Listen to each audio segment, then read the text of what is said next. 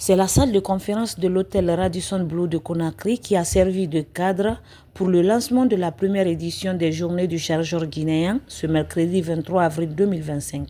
Une cérémonie qui a regroupé plusieurs pays africains ainsi que des acteurs des différents secteurs évoluant dans le transport d'ici et d'ailleurs. Président de la cérémonie, le Premier ministre chef du gouvernement n'a pas manqué de rappeler les ambitions du CNRD pour le développement d'une économie durable. Nous avons une ambition très grande, c'est de mettre la Guinée en phase avec sa responsabilité du moment. Et ce, depuis le 5 septembre 2021, avec la vision prônée par le général Mamadi Doumbouya de remettre la Guinée en selle dans une des valeurs que le CNRD promeut, à savoir le repositionnement. Et ce repositionnement se décline sur multiples aspects, les aspects politiques, les aspects institutionnels, les aspects de refondation et les aspects économiques. Nous voulons une économie diversifiée, qui ne soit plus une économie de rente comme on l'a toujours connue jusqu'à présent, mais changer l'ordre qui a prévalu pendant des siècles et même après l'indépendance pendant plusieurs décennies nécessite de se doter des moyens de ce processus de changement. D'ores et déjà, il y a des dispositions qui sont engagées.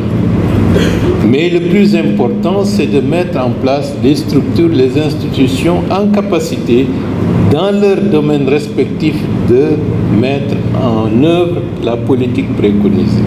Organisée par le Conseil des chargeurs en collaboration avec le ministère des Transports et celui de l'Économie et des Finances, cette cérémonie vise à repositionner la Guinée comme un acteur stratégique de la logistique en Afrique de l'Ouest. C'est pourquoi le directeur général du Conseil guinéen des chargeurs affirme que cette première édition constitue un jalon important. C'est avec une immense fierté et un grand honneur que je m'adresse à vous aujourd'hui à l'occasion de la toute première édition des Journées du chargeur guinéen. Cet événement marque une étape significative dans le développement de notre secteur et souligne l'importance de la collaboration entre les acteurs de la chaîne logistique de transport. Nous sommes tous réunis ici pour célébrer non seulement notre identité en tant que chargeur, mais également pour partager nos défis, nos succès et nos aspirations. Ces journées constituent pour nous une plateforme d'échange d'idées pour bâtir des relations durables qui nous permettent d'optimiser nos opérations et d'améliorer la compétitivité du secteur de transport de notre pays. La Guinée possède un immense potentiel en termes de ressources naturelles et d'opportunités commerciales. Cependant, pour tirer pleinement parti de ces atouts, nous devons travailler ensemble pour surmonter les obstacles qui entravent le développement de notre secteur. Cela implique non seulement une meilleure coordination entre les différents acteurs, mais aussi l'adoption de technologies innovantes et de bonnes pratiques durables. Quant à la présidente de l'Union des chargeurs africains, elle a rappelé le rôle clé des conseils des chargeurs dans l'assistance, la formation et l'encadrement des opérateurs économiques.